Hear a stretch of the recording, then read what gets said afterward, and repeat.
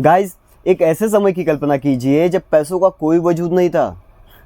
लोगों को अपनी ज़रूरतें पूरी करने के लिए अपनी चीज़ें बदलनी पड़ती थी। और एक समय आज है जहाँ बिटकॉइन तक पहुँच चुके हैं सब। तो यार, उस समय और इस समय का सफ़र जो है, जो बीच का सफ़र है, उसे जानने की कोशिश करते हैं। ठीक है, आज उसे समझने की कोशिश करते हैं, एक एक पहलू को समझने की कोशिश करते हैं, एक एक मतलब हर एक चीज़ को बारीकी से समझने की कोशिश करते हैं। सबसे पहले कौन सा सिस्टम चालू हुआ था, देन उसके बाद कौन सा सिस्टम बनते बनते बनते बनते कैसे कैसे सुधार हुआ। हर एक चीज़ें जो आज हम ये पेपर मनी यूज़ कर रहे हैं, जो आज हम ये पेपर मनी यूज़ कर रहे हैं, ये जो पेपर मनी यूज़ कर रहे हैं, वो कैसे फॉर्म हुआ। तो यार, आज उन्हीं सब चीज़ों को जानने की कोशिश करेंगे। तो वीडियो में बने रहना यार, ये वीडियो आपके लिए बहुत ही इन्फॉर्मेटिव होने वाली है। ठीक है, ये वीडियो आपके लिए बहुत ही यूज़फुल होने वाली है। तो वीडियो को पूरा देखना, इसकी बिल्कुल मत करना। तो चलो यार, बिल्कुल भी बिना देरी किए, बिल्कुल भी बिना समय बिताए वीडियो को शुरू करते हैं। तो वीडियो बहुत ही लंबी नहीं होने वाली है। ठीक है, वीडियो बहुत बड़ी नहीं होने वाली है, तो वीडियो को पूरा देखना। ठीक है, तो हर एक चीज़ को समझने की कोशिश करना। तो लेट्स स्टार्ट इट। सबसे पहला पॉइंट जो हम बात करेंगे, ठीक है, सबसे पहला जो पॉइंट हम बात करेंगे, जब पैसे नहीं हुआ करते थे। ठीक है गाइस, जब पैसे नहीं हुआ करते थे तो उस समय पे कौन सा सिस्टम यूज़ हुआ करता था। मतलब जब पैसे नहीं हुआ करते थे, जो मैंने बताया, तो उस समय कौन सा पैसा, मतलब क्या करके लोग अपनी नीड पूरी किया करते थे, क्या करके लोग अपना ज़रूरतें पूरी किया करते थे। तो उस समय पे जो सबसे पहला सिस्टम बना, उस सिस्टम का नाम था क्या? Barter system. कौन सा सिस्टम? Barter system. अब गाइस, बार्टर सिस्टम क्या होता था, समझने की कोशिश करना। बार्टर सिस्टम क्या हुआ करता था। तो गाइस, बार्टर सिस्टम क्या हुआ करता था, समझने की कोशिश करना। बार्टर सिस्टम का मतलब होता है किसी भी चीज़ की अदला बदली। अदला बदली का मेरा क्या मतलब है कि जैसे कि मेरे पास मान लो गेहूं है। ठीक है, मेरे पास गेहूं है और मुझे चावल की नीड है। ठीक है, मुझे चावल की नीड है, तो मैं एक ऐसे पर्सन को ढूंढूंगा जिसके पास चावल होगा और उसे गेहूं की नीड होगी। ठीक है, जिसके पास चावल होगा और उसके पास उसको गेहूं की नीड होगी, तो मैं उस पर्सन को खोजूंगा और उससे जाऊंगा, अपने गेहूं के बदले चावल को लूँगा। ठीक है, और वो चावल के बदले मुझसे गेहूं लेगा। तो ये जो बीच का ये ट्रांजैक्शन हुआ, ठीक है, ये जो बीच का ट्रांजैक्शन हुआ, दोनों के समझने की कोशिश करना। ये जो बीच का ट्रांजैक्शन हुआ, ये जो बीच का सिस्टम था, उसे बार्टर सिस्टम कहते हैं। ठीक है, स्टार्टिंग में तो पैसे हुआ नहीं करते थे। ठीक है, जब स्टार्टिंग में पैसे नहीं हुआ करते थे तो सब अपनी नीड के लिए ना चीज़ें बदला करते थे।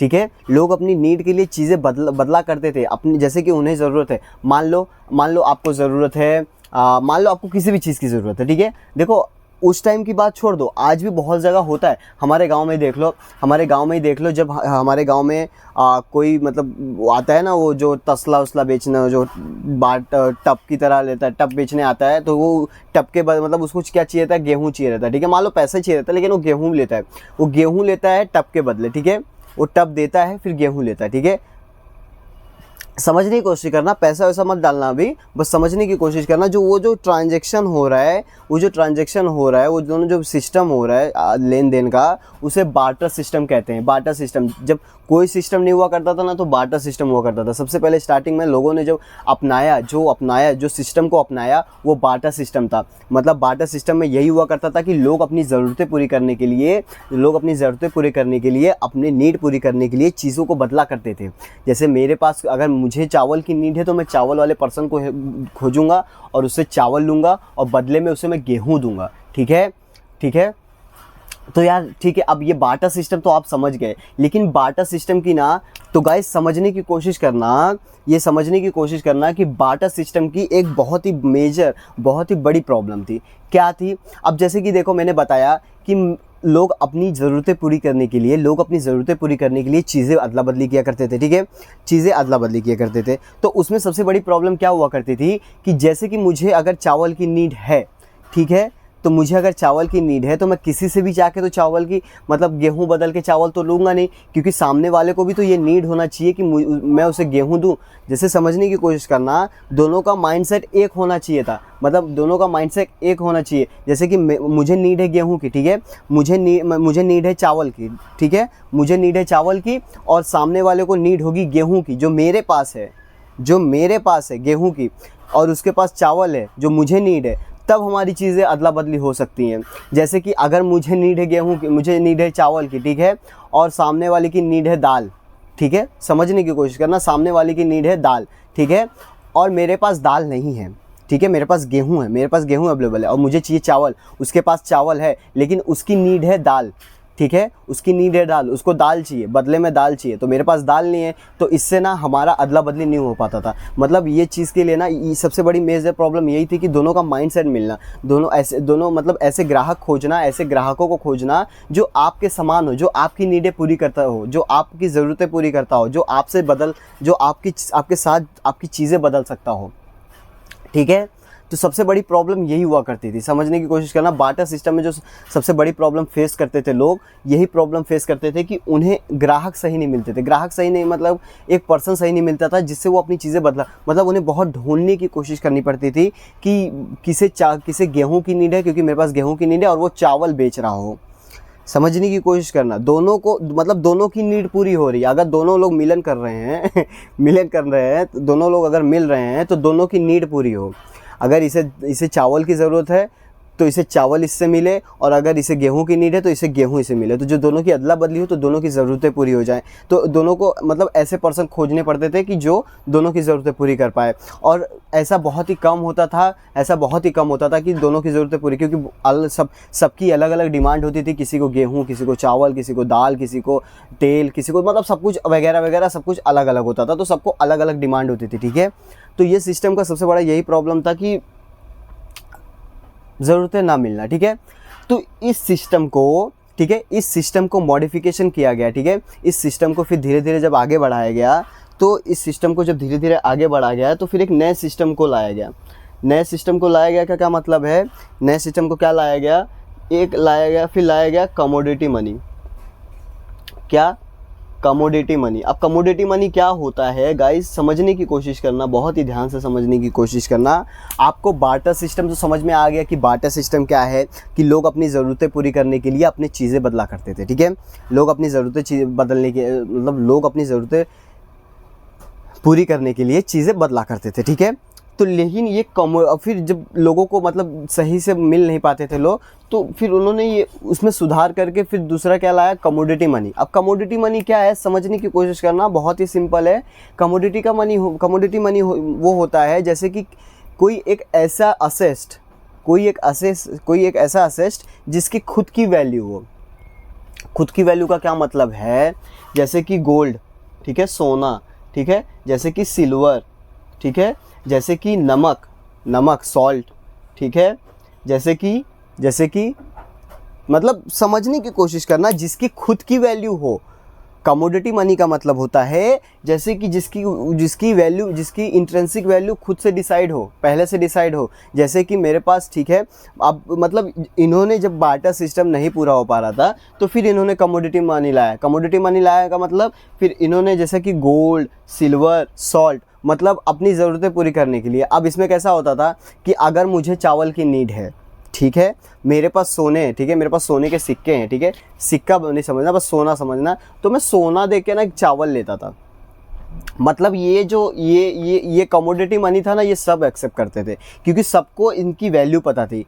क्योंकि सबको आज के टाइम पे भी देखो, मैं एक एग्जांपल देता हूँ आज के टाइम पर भी, ठीक है। आपने मान लो आपने एक शॉप खोला है, ठीक है, आपने एक बहुत ही बढ़िया शॉप खोला है और उसमें एक बंदा आता है, वो मतलब उसके पास कैश पेमेंट नहीं होता, ठीक है, पैसा नहीं होता, ठीक है। अब वो कैश उसके पास पेमेंट नहीं होता, तो वो क्या काम करता है, वो आपको एक कॉइन देता है, वो भी गोल्ड का देता है, ठीक है, गोल्ड देता है, मान लो गोल्ड देता है, तो आपको आप फिर वो एक्सेप्ट कर लेते हो, ठीक है। वो अगर वो पेमेंट गोल्ड से करता है तो आप उसे एक्सेप्ट कर लेते हो। क्यों कर लेते हो? क्योंकि आपको पता है कि गोल्ड की वैल्यू क्या है, ठीक है, क्योंकि आपको पता है और ये वर्ल्ड में सभी को पता है कि गोल्ड की वैल्यू क्या है, सिल्वर की वैल्यू क्या है, सॉल्ट की वैल्यू क्या है, सब मतलब हर एक कमोडिटी की बात कर रहा हूँ तो उसकी वैल्यू क्या है। ठीक है, जैसे गोल्ड की वैल्यू क्या है, सिल्वर की वैल्यू क्या है, तो सब पूरा ऑल ओवर वर्ल्ड जानता है। तो उस समय भी सब जानते थे। ठीक है, तो फिर जब सब जानते थे कि गोल्ड का वैल्यू क्या है, सिल्वर का वैल्यू क्या है, तब ना कमोडिटी मनी को इंट्रोड्यूस किया गया। तो ना कमोडिटी मनी को इंट्रोड्यूस करने का मतलब गोल्ड के छोटे छोटे परत, छोटे छोटे सिक्के बनाए गए, गोले गोले छोटे से सिक्के बनाए गए। ठीक है, छोटे छोटे सिक्के बनाए गए, सिल्वर के छोटे छोटे, चांदी के सिल्वर मतलब चांदी के सिक्के बनाए गए, सोने के सिक्के बनाए गए। तो लोग अपनी ज़रूरतें पूरी करने के लिए वो सिक्के देते थे। मतलब आपने कभी कभी देखा होगा, अगर राजा महाराजाओं के ज़माने में, राजा महाराजाओं के ज़माने में जब उन्हें गेहूँ चावल चाहिए रहता था तो वो अपनी तरफ से किसानों को सोना दिया करते थे। किसान वो सोना लिया करते थे, फिर वो जाके अपनी ज़रूरतें पूरी किया करते थे। समझिए, जैसे कि बहुत ही एक किसान है बहुत बड़ा, उसके पास पूरा गेहूँ का खेती होता है, मतलब गेहूँ की खेती होती है। तो एक राजा है और उसके पास सोना है। ठीक है, फिर वो जाता है किसान के पास, वो सोना उसे देता है और उसे गेहूँ लेता है। ठीक है, अब इसमें किसान क्या है, किसान इसमें सोने की वैल्यू जानता है, इसलिए उसने सोना लेके गेहूं दिया। फिर वो जानता है कि ये जो सोने की वैल्यू है इसकी खुद की वैल्यू है, तो इस सोने को अगर मैं कहीं लेके जाऊंगा तो मुझे भी कुछ मिलेगा। ठीक है, इसकी वैल्यू क्योंकि सब जानते थे, इसकी वैल्यू सब डिफाइंड थे। ठीक है, तो फिर धीरे धीरे मालूम है ये भी समय चलता रहा, ये भी समय चलता रहा। ठीक है, मतलब समझ गए हो ना कि इसका क्या मतलब होगा। देखो यार, बहुत ही सिंपल है, बहुत ही सिंपल है। जो मैंने अभी 2 पॉइंट बताया बार्टर सिस्टम का, कि लोग अपनी ज़रूरतें पूरी करने के लिए लेन देन किया करते थे। तो लेन देन का उसमें जो सबसे बड़ी प्रॉब्लम हुआ करती थी कि सही से मतलब लोग ना मिलना, जैसे दोनों की नीड पूरी हो। ठीक है, दोनों की नीड पूरी हो, मुझे जो ज़रूरत है उसे, मुझे जो ज़रूरत है वो मुझे दे और जो उसे ज़रूरत है मैं उसे दूँ, समान। ठीक है, और फिर उसके बाद जब ये नहीं हुआ, मतलब नहीं मिल पाते थे, तो लोगों ने ना ये कमोडिटी मनी इंट्रोड्यूस किया, क्योंकि गोल्ड सिल्वर सॉल्ट सबका ये सब कमोडिटी थी ना, ये सब जानते थे। ठीक है, ये सब इनकी वैल्यू जानते थे, सब इनका प्राइस जानते थे। तो इन्होंने क्या काम उस टाइम पे क्या काम किया कि इनका सिक्का बनाया। ठीक है, इनका सिक्का बनाया और ये मार्केट में फैलाया। ठीक है, कोई इनके बदले हमें गेहूं दे, चावल दे। अब जैसे मुझे कपड़े की नीड है, ठीक है, मुझे कपड़े की नीड है और मेरे पास सोने का सिक्का है, तो मैं जाऊंगा, सोने का सिक्का दूंगा, कपड़े लूँगा। तो उस टाइम पे ये हुआ करता था। दूसरा जो ये था कमोडिटी मनी। ठीक है, और फिर ये सफ़र चलता रहा। ठीक है, ये सफ़र चलता रहा। फिर उसके बाद क्या इंट्रोड्यूस हुआ। ठीक है, उसके बाद क्या आया, तो उसके बाद क्या आया समझने की कोशिश करना। देखो यार, ये बहुत ही सिंपल है, बहुत ही। ठीक है, उसके बाद क्या हुआ, उसके बाद आया मेटल कॉइन्स। ठीक है, मेटल कॉइन्स मतलब कॉइन, मेटल कॉइन्स। ठीक है, फिर उसके बाद क्या आया, मेटल कॉइन्स। अब देखो, गोल्ड की वैल्यू सब जानते थे, सिल्वर की वैल्यू सब जानते थे। तो अब आप बोलोगे यार मेटल की वैल्यू कैसे होगी, मेटल की वैल्यू कैसे सबको पता है। तो देखो, मेटल की वैल्यू हम कैसे कैलकुलेट करते हैं। मान लो मेटल की वैल्यू क्या है, अभी मान लो कोई लोखंड है। ठीक है, लोखंड की बात कर रहा हूँ, तो लोखंड आपको मार्केट में कैसा मिलता है, किलो के हिसाब से मिलता है, राइट। जब किलो के हिसाब से मिलता है तो उसकी जो किलो, अगर 1 किलो का है तो उसकी वैल्यू जो निकल के आती है वही उसकी वैल्यू होती है। ठीक है, तो उस टाइम पे भी ऐसा होता था। तो क्या काम करते थे, लेकिन जो कमोडिटी बताता हूँ ना, जो कमोडिटी है ना, मैंने जो कमोडिटी मनी बताया ना, तो उसमें क्या सीन हुआ करता था मालूम है आपको। उसमें क्या सीन हुआ करता था कि लोग ना उसमें मिलावट करना स्टार्ट कर देते थे। मिलावट करने का क्या मतलब है, सोने के साथ तांबे को मिलाना, सोने के साथ मेटल को मिलाना, सोने के साथ मतलब मिलावट करने लगे, हर एक चीज़ का मिलावट। तो जिससे सोने की वैल्यू, जो सोने मतलब जो सोने का कॉइन पहले बना करता था, जो उसकी वैल्यू हुआ करती थी ना, तो जब मिलावट वाले सोने आने लगे ना, तो उसकी वैल्यू कम हुआ करती थी। ठीक है, उसकी वैल्यू कम हुआ करती थी। वो क्यों हुआ करती थी, उसका भी एक रीज़न है। मैं आपको थोड़ा सा समझा देता हूँ उसी की चीज़ पे। उसका भी एक रीज़न है। कैसा रीज़न है, अभी अगर आपको कोई 1000 की चीज़ लेनी है, मतलब 1000 की चीज़ बोल रहा हूँ। मान लो अगर आपको कोई 10 रुपये की चीज़ लेनी है, ठीक है, और आपके पास सिर्फ 500 ही है, 500 का ही नोट है। ठीक है, तो आप क्या करोगे, आपको तो सिर्फ लेना 10 की वैल्यू है, तो उससे 10 की वैल्यू से जब 500 के नीचे वाली आप नोट दोगे, मतलब जो 10 रुपये की वैल्यू, जो 10 का नोट है वही दोगे ना।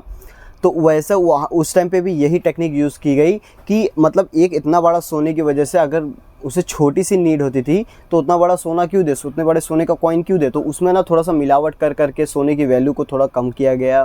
फिर उस हिसाब से जैसे कि आज का 10, 20, 30, 40, 50 रुपया होता है, उस टाइम पे उस हिसाब से वैल्यू और कॉइन की साइजेस हुआ करते थे। समझ रहे हो आप। ठीक है, अभी आगे फिर बात करते हैं जो मेटल कॉइन्स ठीक है। मेटल कॉइन्स क्या होता है, देखो मेटल कॉइन्स, फिर उसके बाद ना मेटल में कॉइन्स आने लगे। मेटल में कॉइन्स आने का मतलब होता है कि जो धातु से जो धातु होते हैं ना, उनसे उनसे मतलब कॉइन्स बनने लगे, उनसे कॉइन्स बनने लगे। आप बोलोगे उनसे उनसे उनकी वैल्यू कैसे डिफाइंड होती है, तो उनकी वैल्यू मैंने बताया कि उनके वजन से डिफाइंड होती है। अगर मैं आपको एक एग्जांपल दूं, एक सेकंड बताता हूँ। अगर मैं आपको एक एग्जांपल दूं, मान लो ये जो 10 का सिक्का है, ठीक है, ये 10 का सिक्का आप देख रहे हो, ये 10 का सिक्का, अब इसकी वैल्यू कैसे डिफाइंड होती है? आप कहोगे इस पे 10 लिखा है इसके लिए, नहीं, इसकी 10 की वैल्यू इस पे लिखा है, इसकी 10 की वैल्यू डिफाइंड नहीं होती। इसकी एक्चुअल में बता रहा हूँ, इसके एक्चुअल में इस धातु, ये जो जिस धातु का ये सिक्का बना है, ठीक है, जिस धातु का ये सिक्का बना है, एक्चुअल में इसका प्राइस 10 रुपये है, ठीक है। आप देखा करते होंगे धीरे पहले के टाइम पे थोड़ा सा, अब ठीक है, तो इसकी एक्चुअल में प्राइस ना 10 रुपये है, ठीक है। समझने की कोशिश करना, बहुत ही सिंपल है।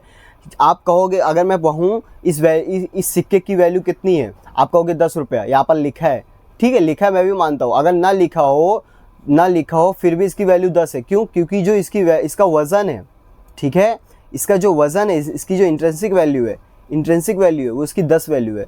मतलब ये इस पर लिखा हो या ना हो, इसकी वैल्यू 10 रुपया है, ठीक है, इसकी वैल्यू 10 रुपया है। यहाँ पर कहीं पे गवर्नमेंट ने नहीं लिखा है, यहाँ पर कहीं पे आरबीआई ने नहीं लिखा है कि इसकी वैल्यू 10 है, ठीक है, यहाँ पर बस 10 रुपया लिखा है, ठीक है। आप इसका 10 रुपया लिखा है, दिख रहा है आपको? तो इसका क्या मतलब है कि जिस धातु के मिलावट से बना, ये दो धातु के मिलावट से बना है, आप देख सकते हो। तो ये जो दोनों धातु को अगर मिला के जो इसका वज़न बनता है और जो इसकी वैल्यू मिलती है दोनों की, तो वो 10 रुपया बनती है। अब इसी की थोड़ा सा और एग्जांपल ले लेते हैं। अभी ये मान लो 2 रुपया, ठीक है, ये 2 रुपये है। अब इसकी वैल्यू कैसे डिवाइड होती है? जाहिर सी बात है, इसकी वज़न पे, ठीक है। जिस धातु का ये सिक्का बना है, उस धातु के वज़न पे निर्भर करता है कि इसकी वैल्यू कितनी है। अब अगर आप दोनों को कंपेयर करोगे तो आपको 10 का सिक्का जो है वो भारी दिखेगा और 2 का सिक्का हल्का दिखेगा। क्यों दिखेगा? क्योंकि इनके वैल्यू पे, इनके मतलब इनके वज़न पर, ठीक है, इनके वज़न पर इनका वैल्यू डिसाइड होता है। आज के टाइम पे मालूम है जो 1 रुपये का सिक्का आता है, ये देखो, ठीक है। अब एक चीज़ और देखना, 2 का सिक्का पहले के टाइम पे थोड़ा सा और चले जाओ, मतलब आज से 5 साल 10 साल पहले, तो 2 के सिक्के बहुत बड़े हुआ करते थे, ठीक है, फिर थोड़ा सा साइज़ छोटा हुआ, ठीक है, क्योंकि वैल्यू कम हो रही है, इन्फ्लेशन आ रहा है। मैं आपको इस पर एक डेडिकेटेड वीडियो लाऊंगा, क्योंकि ये सीरीज़ बहुत लंबी होने वाली है, ठीक है, ये सीरीज़ बहुत लंबी, मतलब लंबी क्या है, ये 7 दिन की सीरीज़ में मैं आपको सब कुछ बताने वाला हूँ कैसे क्या है। लेकिन आज के टाइम पे बस सिस्टम समझा रहा हूँ, ठीक है, कल के वीडियो में और आपको डिटेल में बताऊँगा। तो अभी के लिए बस ये समझना, देखो उस टाइम पे सिक्के कितने बड़े हुए, आज से 5 साल 10 साल पर सिक्के कितने बड़े हुआ करते थे, इतने बड़े। फिर उसके बाद 2 रुपये इतना बड़ा हुआ, क्योंकि आज के टाइम पे इस धातु की वैल्यू ना 2 रुपये, अब मतलब अच्छा ये बताओ, दोनों की वैल्यू 2 रुपये है, ठीक है, समझने की कोशिश करना, दोनों की वैल्यू 2 रुपये है। अगर आप यहाँ पर सन देखोगे कि ये किस सन में बना है, ये 2012 में बना है, ठीक है। 2012 में अगर इतने ग्राम का मेटल आप लेते, ठीक है, इतने ग्राम का आप धातु कोई लेते, ये जिस धातु से ये सिक्का बना है, तो इस धातु का जो इतने मतलब 2 रुपये में इतना बड़ा धातु आता। समझने की कोशिश करना, 2012 में इस धातु का प्राइस, मतलब इतने वज़न का, अगर आपने इतना ये धातु जिस धातु का बना है, अगर इस धातु को लेते तो इसकी एक्चुअल में प्राइस 2 रुपया है। इस पर 2 रुपये लिखे होने से इसका मतलब इसकी प्राइस डिफाइंड नहीं होती है, इसका एक्चुअल में 2 रुपया डिफाइंड है, क्योंकि इसका वज़न। और फिर आज वही हम बात करेंगे। तो आज का टाइम, ये देखो यहाँ पर एक और सिक्का है मेरे पास, ये 2019 का सिक्का है। अब ये दोनों सिक्के को अगर आप मिलाओगे, ठीक है, आप दोनों सिक्कों को मिलाओगे तो देखोगे एक सिक्का बड़ा, एक सिक्का छोटा। ऐसा क्यों?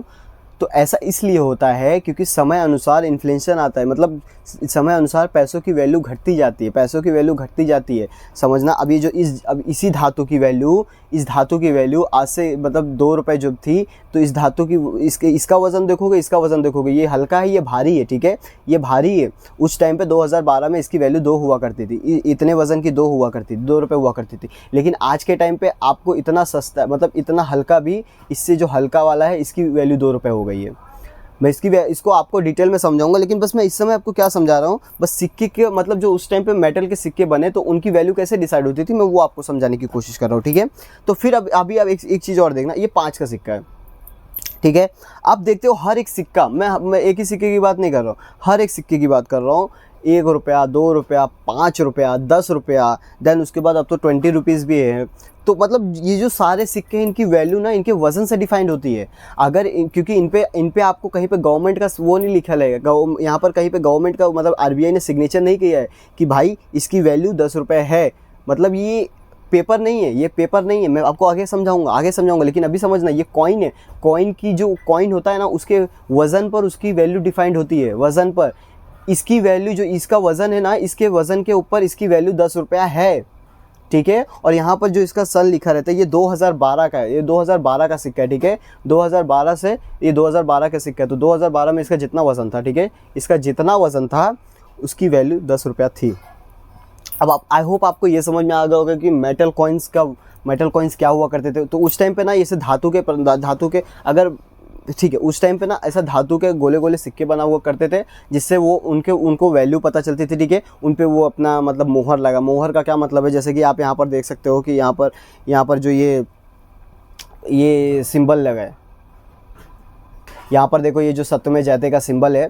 तो ऐसे उस टाइम पे ना बहुत सारे सिंबल हुआ करते थे, राजा महाराजाओं के छपे हुआ करते थे। अगर आप मुझे वीडियो में बनता है तो मैं आपको यहाँ पर 2-3 दिखा दूंगा। तो अभी बस समझने की कोशिश करना, बस उनकी वैल्यू कैसे डिफाइंड होती थी मैं वो बता रहा हूँ आपको, ठीक है। तो उनकी वैल्यू उनके वज़न से डिफाइंड होती थी, ठीक है। आप इतना समझ गए, ठीक है। आप बार्टर समझ गए, कमोडिटी समझ गए। फिर उसके बाद मेटल कॉइन्स जो उन्होंने इंट्रोड्यूस किया थोड़ा सा और रिफाइन करने के लिए, क्योंकि देखो वैल्यू छोटी, क्योंकि हर जगह आप सोने बांटो, हर जगह सोने की वैल्यू आप सब जानते हो कि सोने की वैल्यू बहुत होती है, ठीक है। तो उससे छोटे वैल्यू की कोई चीज़ हो अगर बनाओगे आप, तो ही आप छोटी चीज़ें खरीद पाओगे, ठीक है। अगर आप छोटी चीज़ें खरीदना चाहते हो तो आप बड़ी चीज़ें तो नहीं दोगे, आप सोना तो ला के नहीं दोगे। 10 रुपये की चीज़ के लिए आप सोना तो ला के नहीं दोगे, क्योंकि सोने की वैल्यू बहुत होती है, ठीक है। समझ रहे हो? अगर इतने बड़ा सोने का सिक्का दे रहे हो तो उसकी वैल्यू बहुत है एक छोटे सी चीज़ खरीदने के लिए, ठीक है। तो चलो यार आगे बढ़ते हैं। अब आप ये भी समझ गए होंगे कि मेटल कॉइन्स कैसे इसका इनोवेशन हुआ और कैसे ये आगे धीरे धीरे बढ़ा। तो अब फिर आगे बात करते हैं, आगे समझने की कोशिश करते हैं। अब इसके बाद क्या हुआ, इसके बाद हुआ मेटल कॉइन्स होने के बाद, आने के बाद। अब देखो एक चीज़ और बताता हूँ मैंने आपको ये बता दिया कि भाई कमोडिटी मनी, ठीक है, सोने के सिक्के, चांदी के सिक्के यूज़ हुआ करते थे। लेकिन फिर उसके बाद जब मेटल कॉइन्स मतलब धातु के मिलावट से, कई सारे धातु के मिलावट से सिक्के बनने लगे, जिससे उसकी वैल्यू कम हो गई, ठीक है। तो अभी एक चीज़ और समझना, ये जो सारी चीज़ें हो रही हैं, ठीक है, ये जो स्टार्टिंग से जैसे बार्टर सिस्टम, फिर कमोडिटी मनी, फिर ये जो मेटल कॉइन्स, ये जो सारी चीज़ें हो रही हैं, ये क्यों हो रही हैं? क्योंकि जो प्रॉब्लम आपको पहले मनी में फेस हुई उसे रिसॉल्व करने के लिए आपके पास दूसरा आया, कमोडिटी मनी। फिर कमोडिटी मनी में आपको जो प्रॉब्लम फेस हुई उसे रिसॉल्व करने के लिए आपके पास मेटल कॉइन आया, ठीक है। अब मेटल कॉइन में भी भाई प्रॉब्लम हुआ करती थी। अब मेटल कॉइन में क्या प्रॉब्लम हुआ करती थी, मान लो आपको बहुत बड़ा सामान लेना है, ठीक है, आपको बहुत बड़ी चीज़ लेनी है, ठीक है। आपको मान लो एक गाड़ी लेनी है, एक एग्जांपल देता हूँ, आपको एक गाड़ी लेनी है। उस टाइम पे तो मान लो नहीं हुआ करती थी, लेकिन अगर मैं आपको बताता हूँ एक गाड़ी लेनी है, ठीक है। अगर आपको एक गाड़ी लेनी है और शोरूम में और एक गाड़ी मतलब वो गाड़ी का दाम है 50 लाख रुपया। अब 50 लाख रुपया अगर मान लो आप कॉइन लेके जाते हो, ठीक है, आज के टाइम पे अगर कॉइन लेके जाते हो, 10 के कॉइन लेके जाओ, चाहे 10 के कॉइन लेके जाओ, चाहे 20 के कॉइन लेके जाओ, लेकिन अगर आप 50 लाख के कॉइन पूरे लेके जाते हो भर के, तो आपके लिए कितना मुश्किल हो जाता है। मतलब भारी भी होगा, फिर उसके बाद उसको अरेंज करना, मतलब इतना सारा कॉइन, समझ रहे हो, बहुत मुश्किल हो जाता है। तो इसे रिसॉल्व करने के लिए मतलब इतने सारे कॉइन्स को हैंडल नहीं कर पाते, क्योंकि इतने सारे कॉइन्स को ले जाना उसका वज़न बहुत हो जाता था। इतने सारे कॉइन्स को आप जेब में लेके नहीं घूम सकते, 50 लाख के कॉइन नहीं लेके घूम सकते मेरे भाई।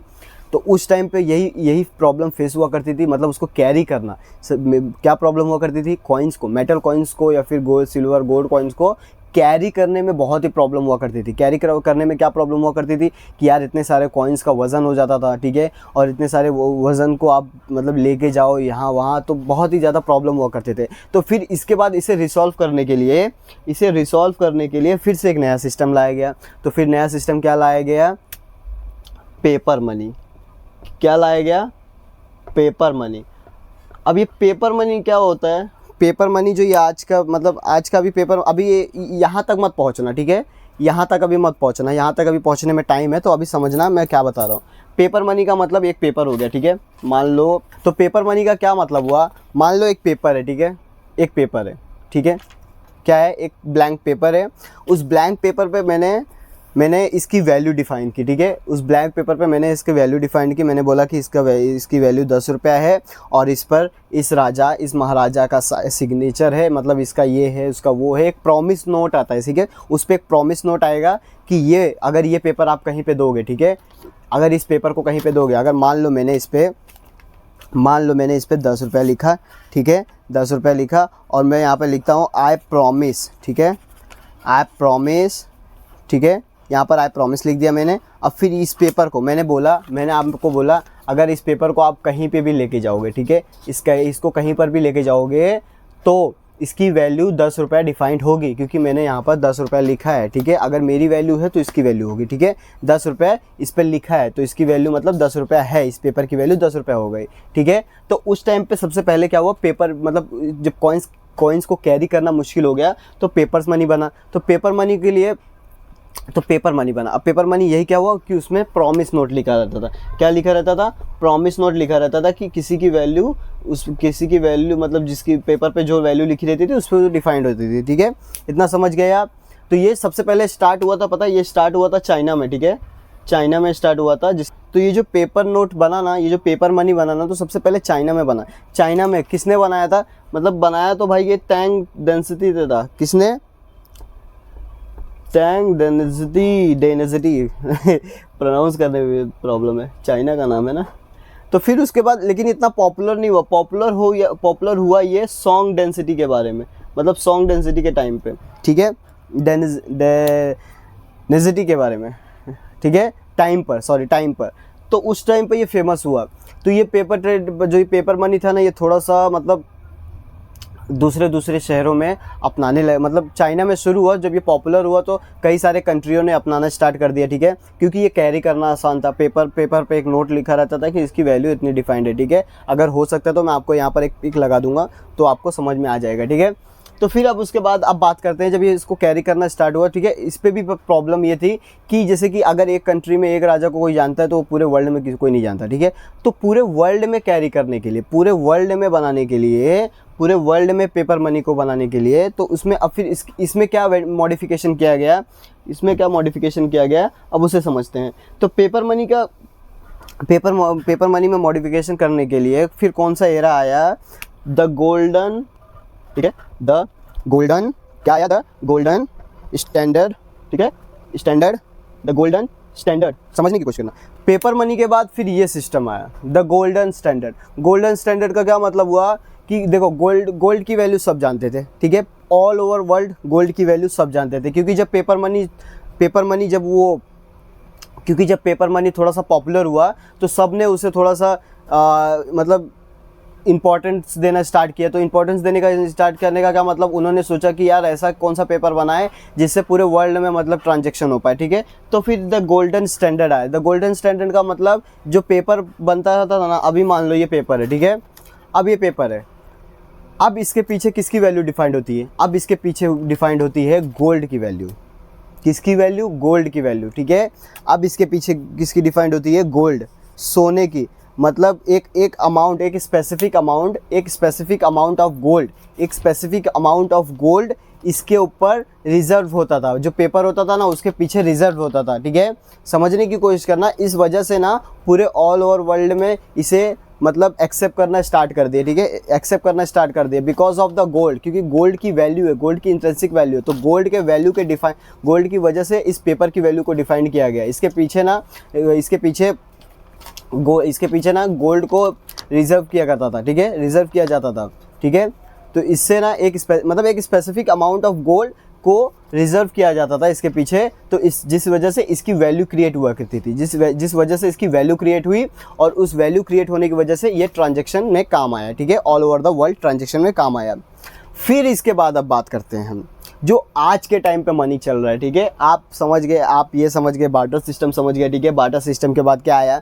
बार्टर सिस्टम के बाद कमोडिटी आया, फिर कमोडिटी के बाद आपको फिर उसके बाद मेटल कॉइन्स आया, फिर मेटल कॉइन्स के बाद आपके पास पेपर मनी आया, पेपर मनी के बाद फिर आया द गोल्डन स्टैंडर्ड। अब द गोल्डन स्टैंडर्ड के बाद, अब ये गोल्डन स्टैंडर्ड जो मैंने बताया ना आपको, ये 19th सेंचुरी की बात है, बहुत दूर की बात नहीं है, 19th सेंचुरी की बात है, 1920 की बात है शायद, हाँ 1920 की बात है। 19th सेंचुरी की बात है। तो अब बात करते हैं जो आज के टाइम पे चल रहा है। आज के टाइम का क्या मतलब, जो आज के टाइम पे पैसा चल रहा है, ये पैसा, ये आज के टाइम पे जो पैसा चल रहा है, अब उसकी बात करते हैं, ठीक है। अब उसकी बात समझने की कोशिश करते हैं, उसकी बात जानने की कोशिश करते हैं, ठीक है। तो आज के टाइम पे जो मनी चल रहा है उसे क्या कहते हैं, उसे कौन सा सिस्टम कहते हैं, तो उसे बोलते हैं फिएट मनी। क्या? Fiat money. फिएट मनी उसे क्या कहते हैं अपन, इसे क्या कहते हैं, फिएट मनी। ये जो ये पैसा है, ये फिएट मनी है, ठीक है। ये क्या है? फिएट मनी है। तो अब इसे समझने की कोशिश करते हैं, ठीक है। अब ये देखो, अब हर एक कंट्री ने जब इसे अपना लिया, ठीक है, हर एक ट्रांजेक्शन को, तो ना अब हर एक कंट्री ने अपना एक नोट बनाया, ठीक है, अपनी एक वैल्यू बनाई, अपनी एक नोट बनाई, ठीक है। अब आज के टाइम पे हर एक कंट्री का अपना एक नोट होता है। ये इंडिया का नोट है। आप दुबई जाओ, दुबई का दिरहम मिलेगा, फिर उसके बाद यूएस में जाओ तो यूएस का डॉलर मिलेगा। तो हर एक कंट्री का अलग अलग होता है। तो लेकिन अब हर एक कंट्री का अलग अलग होता है, लेकिन नियम एक ही है। नियम एक ही का क्या मतलब है, अब इसकी वैल्यू कैसे डिफाइंड होती है अब इसकी वैल्यू कैसे डिफाइंड होती है, हालांकि मैंने ये वीडियो बना चुका है, मतलब वीडियो में बताया है कि इसकी वैल्यू कैसे डिफाइंड होती है, लेकिन मैं फिर से आपको बता देता हूँ, फिर से समझा देता हूँ। इस नोट की वैल्यू, ठीक है, इस 500 की वैल्यू, मान लो इस पे 500 जो लिखा है, ठीक है, तो इसकी वैल्यू कैसे डिफाइंड होती है। ऑल, मैं इंडिया की बात नहीं कर रहा हूँ, ठीक है, ऑल ओवर द वर्ल्ड एक ही फॉर्मूला यूज़ होता है, एक ही रूल है, जिस वजह से एक पेपर की वैल्यू होती है, एक पेपर का वैल्यू क्रिएट होता है, उस पे कैसे क्रिएट होता है, ठीक है। तो उसे समझना। अभी जैसे कि मैंने, अब मान लो भाई ये पेपर है, ठीक है, ये भी पेपर है, ये भी पेपर है, ठीक है। अब इस पेपर की वैल्यू आप कहोगे, इस पेपर की वैल्यू कुछ नहीं है, इस पेपर की वैल्यू 500 रुपये है, इस पेपर की वैल्यू, जबकि पेपर ये बड़ा है और ये छोटा है। तो कहोगे यार ये 500 बड़ा, ये 500, क्योंकि आपको अपने बचपन से देखा, लेकिन आप ये नहीं जानते इसके पीछे कि भाई ये क्यों है, क्यों इसकी वैल्यू है, ठीक है, क्यों ये सिक्के की वैल्यू है। इस सिक्के की वैल्यू तो मैंने समझा दिया, लेकिन अब ये पेपर की वैल्यू क्या है, पेपर की वैल्यू। अब कहोगे इस पर गांधी जी छपे, इसके लिए इनकी वैल्यू है, नहीं, गांधी जी छपे इसकी वैल्यू नहीं है, क्योंकि अब मैं बताता हूँ इसकी वैल्यू किस लिए क्रिएट हुई है, इसकी वैल्यू कैसे क्रिएट होती है। यहाँ पर आप देख सकते हो, यहाँ पर एक नोट लिखा है, एक प्रॉमिस लिखा है, ठीक है, यहाँ पर एक प्रॉमिस लिखा है। अब ये प्रॉमिस क्या लिखा है मैं आपको पढ़ के सुना देता हूँ। तो मैं आपको ये पढ़ के सुना देता हूँ, ध्यान से सुनना। मैं ग्राहक को 500 रुपये अदा करने का वचन देता हूँ। वचन देने का मतलब प्रॉमिस करता हूँ। मैं, जो कंज्यूमर होगा ये, ठीक है, उसे 500 रुपीज़ देने का अदा करता हूँ, मतलब 500 रुपये देने का अदा करता हूँ। इस पर किसने लिखा है ये। अब देखो, लिखने का मतलब ये नहीं है कि मैं भी लिख के भाई एक नोट बना दूँ, यहाँ पर मैं भी एक पेपर पे लिख देता हूँ कि मैं वचन देता हूँ कि जो ये पेपर ले उसे 20 रुपये का मतलब हो, मैं भी लिख सकता हूँ, लेकिन नहीं। तो देखो, हर एक कंट्री का एक सेंट्रलाइज बैंक होता है, ठीक है, हर एक कंपनी का क्या होता है, मतलब हर एक कंट्री का क्या होता है, एक सेंट्रलाइज बैंक होता है, ठीक है। सेंट्रलाइज बैंक का मतलब जो पूरे इंडिया, मतलब जैसे कंट्री, इंडिया का कौन सा है, इंडिया का कौन सा बैंक है, जो मेन बैंक है, जहाँ से पूरे बैंक बनती हैं, मतलब जो मेन बैंक है या सेंट्रल बैंक जिसे बोलते हैं, इंडिया का सेंट्रल बैंक, तो वो क्या है, वो आरबीआई है, ठीक है। अब आरबीआई है सेंट्रल बैंक, आरबीआई और प्लस गवर्नमेंट, ठीक है, आरबीआई और प्लस गवर्नमेंट, ये दोनों आपको वचन देते हैं। कौन देता है, ये दोनों आपको वचन देते हैं, वचन, मेरे को लिखना नहीं आता, समझ लेना। तो वचन, ठीक है, ये दोनों आपको वचन देते हैं। आरबीआई प्लस गवर्नमेंट, ये आपको दोनों वचन देते हैं। यहाँ पर देखो, यहाँ पर गवर्नर का सिग्नेचर है, आरबीआई गवर्नर का सिग्नेचर है, ठीक है, इस नोट पर आरबीआई का गवर्नर का सिग्नेचर है। देन उसके बाद आप जो ये देख रहे हो, ये जो यहाँ पर ये लाइट है, ये ठीक है, ये भारत सरकार का है। किसका है, भारत सरकार, गवर्नमेंट। तो ये दोनों चीज़ों से, ठीक है, आप इस साइड के छोड़ दो, इस साइड के छोड़ दो, इसकी कोई वैल्यू नहीं है।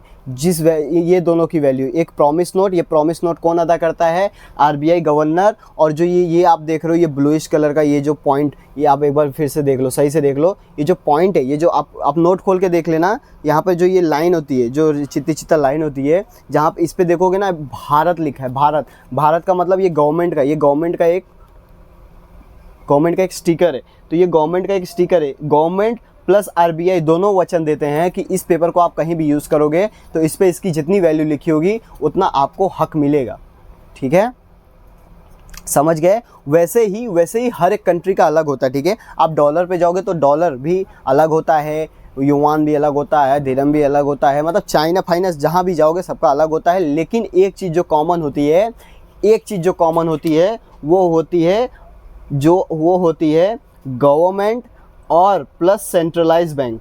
गवर्नमेंट और सेंट्रलाइज बैंक कॉमन होती है हर एक कंट्री की। वही दो प्रॉमिस करते हैं कंज्यूमर को, वही दो प्रॉमिस करते हैं जो सामने नोट को देते, मतलब ग्राहक को। ठीक है, वही दो प्रॉमिस करते हैं, सेंट्रलाइज बैंक और गवर्नर। ये प्रॉमिस करते हैं कि इस पेपर को आप जहाँ दोगे इस पे जितनी वैल्यू डिफाइंड है आपको उतना हक मिलेगा, उतनी वैल्यू का हक मिलेगा। ठीक है, आई होप आपको ये समझ में आ गया होगा।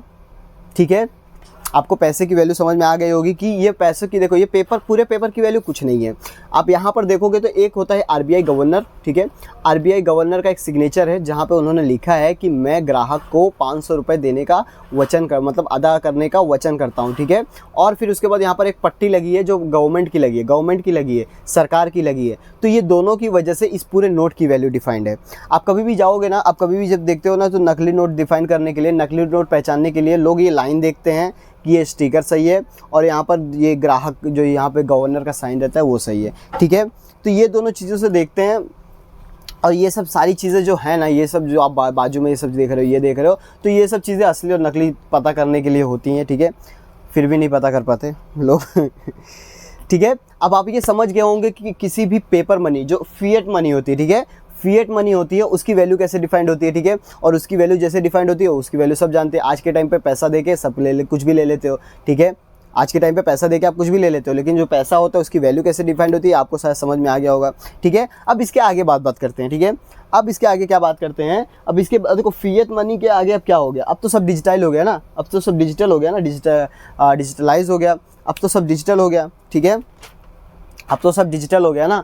अब देखो, अब डिजिटल की बात करेंगे, अब 21वीं सेंचुरी की बात करेंगे। 19वीं सदी की बात कर ली, अब 21वीं सदी की बात कर रहे हैं। डिजिटल, ठीक है, डिजिटल जैसे कि मान लो क्रिप्टो करेंसी का तो नाम सबने सुना होगा। ये आज के टाइम का डिजिटल करेंसी है। डिजिटल करेंसी आज के टाइम पे देखो सब कुछ डिजिटल हो रहा है। ठीक है, आज के टाइम पे ये भी अब बंद हो रहा है। ठीक है, अब इसे भी कैरी करना सबके लिए बहुत ही मुश्किल हो रहा है। ठीक है, तो ये सब बंद हो रहा है, डिजिटल हो रहा है। ठीक है, अब डिजिटल में क्या है, अब आज देख रहे होगे कि ये जो आपने क्रिप्टो करेंसी का नाम सुना होगा। ठीक है, क्रिप्टो करेंसी। ठीक है, देखो यार क्रिप्टो करेंसी का जब बहुत लोग नाम सुनते हैं ना, बहुत लोग ये क्रिप्टो करेंसी का जैसे बिटकॉइन नाम सुनते हैं, बिटकॉइंस का आप नाम सुनते हो, बिटकॉइंस बोल रहा हूँ, ये जो क्रिप्टो करेंसी का आप नाम सुनते हो ये आगे जाके यही डिजिटल करेंसी होने वाली है। लेकिन आज के टाइम पे ये नहीं है, अभी ये एक्सेप्ट नहीं हुआ है। क्यों? क्योंकि ये आपको मालूम है, ये क्रिप्टो करेंसी जो होती है ना, इनका कोई ओनर नहीं होता। क्या नहीं होता? इनका कोई ओनर नहीं होता। इनके सबसे बड़ी प्रॉब्लम क्या है, इनका कोई ओनर नहीं है। ठीक है, जब इनका कोई ओनर नहीं है ना, तो इनके ऊपर क्या नहीं है, ट्रस्ट नहीं है। ठीक है, ये कभी भी फ्रॉड कर सकते हैं। ठीक है, ये कभी भी फ्रॉड कर सकते हैं। इनका मैं क्रिप्टो करेंसी पे एक पूरा डेडिकेटेड वीडियो लाऊंगा। जो ये सब पागल होते हैं ना लोग कि क्रिप्टो करेंसी में फॉरेक्स ट्रेडिंग करेंगे, क्रिप्टो करेंसी खरीदेंगे, ये करेंसी खरीदेंगे, वो खरीदेंगे, भाई इस पे एक डेडिकेटेड वीडियो बनाऊंगा, उन सब चूतियों को समझाऊंगा। ठीक है, लेकिन अभी के लिए ये समझना, तो आजकल के टाइम पे ना ये डिजिटल करेंसी चालू हो गए। ठीक है, डिजिटल करेंसी का मतलब क्या होता है, क्रिप्टो करेंसी। जैसे क्रिप्टो करेंसी आपने देखा होगा, नाम बहुत सुना होगा। ठीक है, तो ये जो क्रिप्टो करेंसी है ना, इनका कोई ओनर नहीं होता। ठीक है, आप भी क्रिप्टो करेंसी बना सकते हो, मैं भी बना सकता हूँ। क्रिप्टो करेंसी बनाना बहुत मुश्किल बात नहीं है। ठीक है, क्रिप्टो करेंसी बनाना मतलब मानना, सोचना। ठीक है, समझाऊंगा आपको, एक डेडिकेटेड वीडियो लाऊंगा। अगर आपको समझना तो आप कमेंट बॉक्स में लिख देना, मैं उस पर अगला वीडियो उसी पे ला दूंगा। ठीक है, तो अभी के लिए समझना कि क्रिप्टो करेंसी का कोई ओनर नहीं होता। ठीक है, क्रिप्टो करेंसी का ओनर नहीं होता, जिस वजह से उसके ऊपर ट्रस्ट नहीं होता। ठीक है, जिस वजह से आज के टाइम पे उसके ऊपर ट्रस्ट नहीं है, तो इस वजह से बहुत सारे कंट्री में, ठीक है, इंक्लूड इंडिया, बहुत सारे कंट्री में इंक्लूड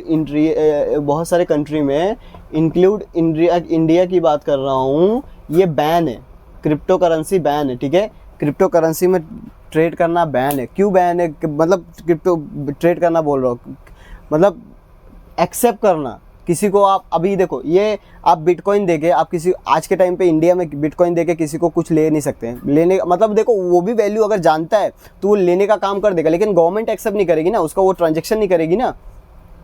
समझ लो, समझने की कोशिश करना, क्योंकि इनका कोई ओनर नहीं होता। ओनर ना होने की वजह से ना ये बहुत सारे कंट्री में बैन है। बैन का मतलब है कि उन्हें एक्सेप्ट नहीं किया जाता, एज अ करेंसी उन्हें एक्सेप्ट नहीं किया गया है, तो जिस वजह से अभी ये पूरा फैला नहीं है, ठीक है। हाँ, आगे जाके ये हो सकता है, आगे जाके ये ऑथराइज हो जाएगा, तो अगर इनका कोई एक पर्सन, एक ओनर हो जाएगा, तो भाई उनकी वैल्यू डिफाइंड हो जाएगी। जब इनका कोई वैल्यू एक डिफाइंड हो जाएगी, तो देखो, इनका ओनर ना होने की वजह से इनका क्या प्रॉब्लम सबसे ज़्यादा होता है मालूम है? इनका ओनर ना होने की वजह से इनका जो प्राइस है, जो इनका वैल्यू है, जो इनका एक बिटकॉइन, मान लो एक बिटकॉइन है, ठीक है, इनका जो बिटकॉइन है, अब बिटकॉइन का कोई ओनर है नहीं, तो बिटकॉइन का ओनर ना होने की वजह से इसका जितना बाय सेल होता है, जितना ट्रेड होता है, उस हिसाब से इसका वैल्यू क्रिएट होता है। मान लो अभी आपने सुना बिटकॉइन कभी जो बीच में बहुत तेज़ी से बढ़ गया था या फिर बहुत तेज़ी से घट गया था, तो ये सब बिटकॉइन का ना ओनर ना होने की वजह से ना इसकी एक वैल्यू जो है ना वो बहुत ही फ्लक्चुएट होती है। फ्लक्चुएट होने का मतलब बहुत ही ज़्यादा वोलेटाइल होती है। तो जिस वजह से ना बिटकॉइन एक्सेप्टेबल नहीं है, ठीक है। बहुत सारे कंट्री में, इंक्लूडेड इंडिया की बात कर रहा हूँ, अभी एक्सेप्टेबल नहीं है। हाँ, आगे जाके एक्सेप्टेबल हो सकता है, जब इसका कोई ओनर हो या फिर इसका कोई नई तकनीक आ जाए, नई तकनीक मतलब देखो तरीका तो आएगा। क्योंकि देखो अभी तक आपने देखा बार्टर सिस्टम से प्रॉब्लम शुरू हुआ था, धीरे धीरे आज कहाँ पर आप पहुँच गए हो, ठीक है। आगे भी ये ज़माना जाएगा, आगे तो आप जानते हो सब डिजिटल हो रहा है, ठीक है। क्रिप्टो करेंसी ये सब तो सब कुछ नॉर्मल हो जाएगा, सबके लिए कुछ ना कुछ निकल जाएंगे। क्योंकि देखो स्टार्ट होता है सुधारने के लिए, ठीक है। हर एक चीज़ को सुधारा गया है। आपने स्टार्टिंग में बार्टर देखा, बार्टर सिस्टम को सुधारने के लिए क्या लाया गया? कमोडिटी मनी लाया गया। कमोडिटी मनी को सुधारने के लिए क्या लाया गया? मेटल कॉइन्स लाया गया। मेटल कॉइन्स को सुधारने के लिए पेपर मनी लाया गया। पेपर मनी को सुधारने के लिए द गोल्डन स्टैंडर्ड लाया गया। द गोल्डन स्टैंडर्ड को संभालने के लिए फिएट मनी जो आज के टाइम पर चल रहा है, अब इसको सुधारने के लिए डिजिटल लाया गया। अब डिजिटल को भी थोड़ा सा और एडवांस करने के लिए क्रिप्टो करेंसी लाया जा रहा है। तो क्रिप्टो करेंसी अभी एक्सेप्टेबल नहीं है, क्योंकि इसका कोई ओनर नहीं है, तो इसका फ्लैक्स बहुत ही, इसमें फ्रॉड होने के चांसेस ज़्यादा होते हैं। तो इसके लिए गवर्नमेंट इस पर हाथ ऊपर कर दिए भाई। गवर्नमेंट कहती है कि हम नहीं अभी एक्सेप्ट कर रहे हैं, तो अभी जो चल रहा है उसे चलने दो, ठीक है। तो गाइस यार, आपको ये समझ में आ गया होगा जो आज मैंने ये जर्नी बताने की कोशिश की है, barter to crypto currency, barter system to crypto currency. I hope आपको ये थोड़ा सा समझ में आ गया होगा कि पैसों का कैसे इनोवेशन हुआ, पैसों का धीरे धीरे कैसे मॉडिफिकेशन हुआ, कैसे कैसे प्रॉब्लम सॉल्व हुआ। तो आई होप आपको ये सब समझ में आ गया होगा। अगर अभी भी आपके अंदर कोई भी डाउट है इस वीडियो रिलेटेड, तो आप कमेंट बॉक्स में लिखो, मैं उस पर एक डेडिकेटेड वीडियो लाऊंगा। देन उसके बाद, ठीक है, देन उसके बाद मैं आपको एक बात और बताना चाहता हूँ। ये तो अभी आपका फर्स्ट वीडियो, ठीक है। ये इस वीडियो में मैंने सिर्फ बताया है कि पैसों का इनोवेशन क्या है। मैं आगे और भी वीडियो 7 दिन तक इसका 7 का सीरीज़ ला रहा हूँ, 7 का सीरीज़ जिसमें मैं हर एक चीज़ को, हर एक पहलू को समझाने की कोशिश करूँगा। जैसे कि आज मैंने इनोवेशन की बात की है, कैसे कैसे इनोवेशन हुआ, तो अब मैं आगे बात करूँगा इन्फ्लेशन और डिफ्लेशन की, कैसे प्राइस घटता बढ़ता है, किसी की वैल्यू कम करती है, कैसे पैसा बनता है, सब कुछ बात करूंगा 7 दिन तक। पूरे वीडियो पर डे एक वीडियो लाऊंगा, ठीक है, 7 दिन तक। और इस सीरीज़ को मिस मत करना, इस प्लेलिस्ट को मिस मत करना। इस जो प्लेलिस्ट को मैं बनाऊंगा इसको बिल्कुल भी स्किप मत करना, ठीक है। मैं मनी इनोवेशन नाम मनी नाम से एक प्लेलिस्ट बनाऊंगा, तो उसी में आओ, ठीक है, उसी में जाओ, ये देखो वीडियो, समझो और पूरा मतलब 7 वीडियो देखना, ठीक है आप। क्योंकि देखो यार, स्टॉक मार्केट सीखने के लिए आपको स्टॉक मार्केट में पैसा कमाने आ रहे हो, ठीक है। स्टॉक मार्केट में जब पैसा कमाने आ रहे हो तो पैसा जानो, पैसा समझो कि क्या है, कैसे कवर करता है, पैसा कैसे बनता है। जब आपको यही सब नहीं पता है तो यार पैसा कमा के क्या करोगे, ठीक है। तो सबसे पहले सब कुछ जानने की कोशिश करो। और हाँ, जो मैं आगे वीडियो लाते रहूँगा, उस वीडियो को देखने के लिए सब्सक्राइब कर दो यार, बेल आइकन दबा दो ताकि आपको नोटिफिकेशन जाता रहे, ठीक है। तो यार वीडियो को यहीं पे समाप्त करते हैं, ठीक है। अगर वीडियो आपको इन्फॉर्मेटिव लगी हो, अगर आपको वीडियो अच्छी लगी हो तो लाइक करना ना भूलना, शेयर करना ना भूलना, और हाँ, सब्सक्राइब करना बिल्कुल ना भूलना, क्योंकि उससे मुझे मोटिवेशन आएगा, ठीक है, और वीडियो लाने में मज़ा आता है। फिर मिलते हैं अगले वीडियो में। तब तक के लिए एवरीवन, जय सिया राम।